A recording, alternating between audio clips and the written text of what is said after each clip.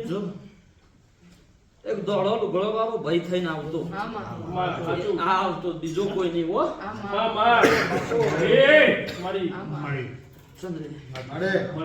માતા કહું છું અને ગાળા દાબડા વાળી જે આવતી ને એ મેં આલડી આવતી બોલે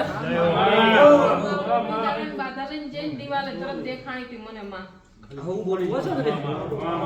જો જિંદગી ના વખો કાઢીને ના જતી રહતો તો હું કુંડાળાની માતાના રોમ આવું કહી રહ્યો